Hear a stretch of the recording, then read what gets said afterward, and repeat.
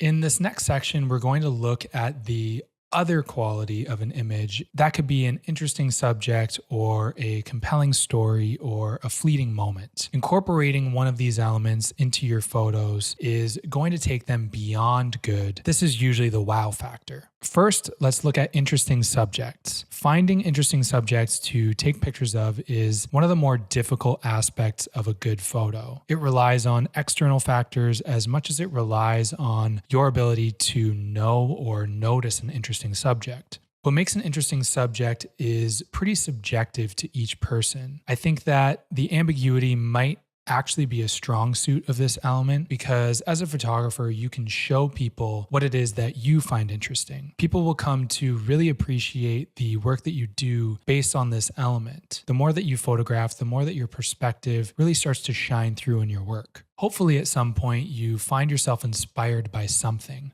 whether it's your child, your pet, your friends, a travel destination, a picturesque scene, the perfect meal, whatever it may be for you. Take an effort to notice it when you feel it and try to capture it with a photo. The more interested that you are in a subject, the better you'll be able to convey that subject in an interesting photograph. You're going to try a lot harder to convey a subject that you care about in a positive way. This is sort of like a gateway. Once you make a habit of noticing subjects in your everyday life, you'll start to notice more and more, and soon enough, you'll have a hard time shutting it off.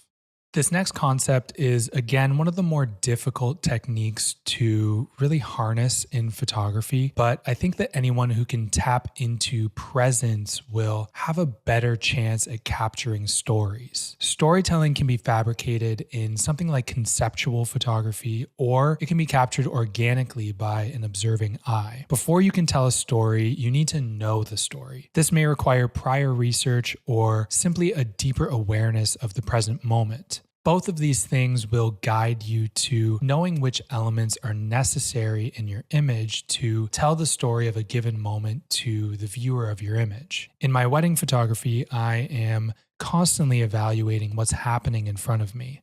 I'm thinking about who it's impacting, what happened just before this moment, what's about to happen, what about this moment is especially fleeting, and these types of thoughts put me in the headspace of being present and lead me to capturing those candid moments that can hopefully tell a story in the future.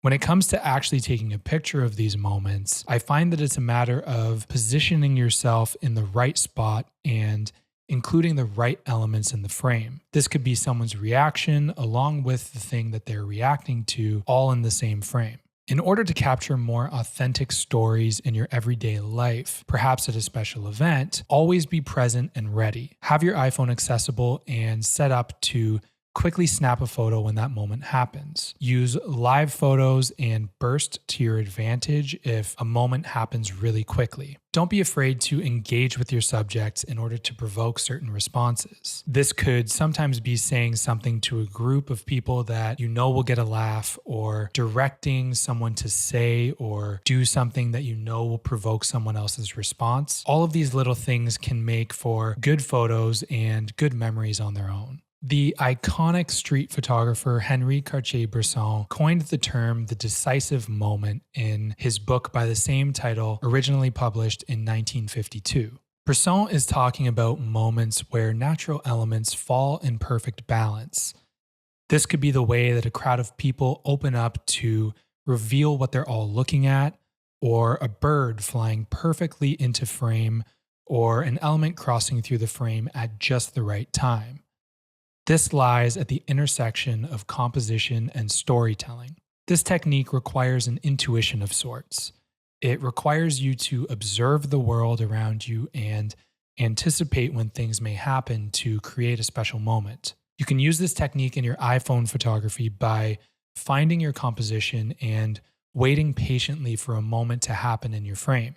This may not always work out, but when it does, you will capture something truly special. I'm going to leave you with a few more thoughts to wrap up this section on creative tips. I know that we've gone through quite a lot already, so I wanted to give you some more general advice to move forward with. The first tip is to experiment with your photography. Push yourself to try something new or unexpected the next time that you're shooting. It may not always turn out, but I'm sure that every now and then you'll be able to capture something truly unique. Have fun with your photography and don't take it too seriously. If you're having fun taking pictures, it's probably going to show in your images. Amazing photos happen when many of these principles come together in one image. Images that have good, balanced composition, beautiful light, and an interesting subject or story is what we should all be striving for. The more that we use and understand these principles, the more they become second nature and we're able to integrate them into our photos without even thinking about it. As we add more principles to our repertoire, our images become more complex without even trying. Very often, I'll see people stop, take out their phone, lift their camera, and take a photo right away. Slow down. By taking this course, you're already starting to understand on your own the importance of the details of an image. And as we wrap up this course, you have much more to think about when taking a photo.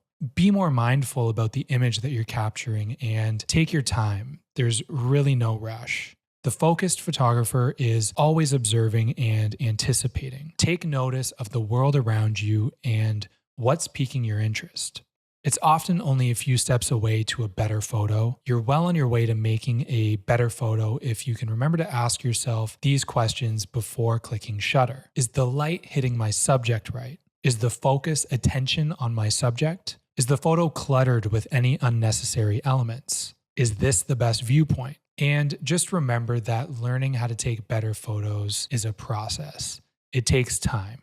Give yourself room to explore and experiment with these principles or camera settings that might be new to you. It might be good for you to focus on one principle per photo session. Once you find yourself familiar with this one, you can move on to another one. I squeezed a lot of content and 10 years worth of professional photography experience into this course, so don't be hard on yourself if it takes you some time to grasp these concepts. My hope is that a few or even just one of the concepts that I mentioned today really sticks with you and starts the process of taking better photos.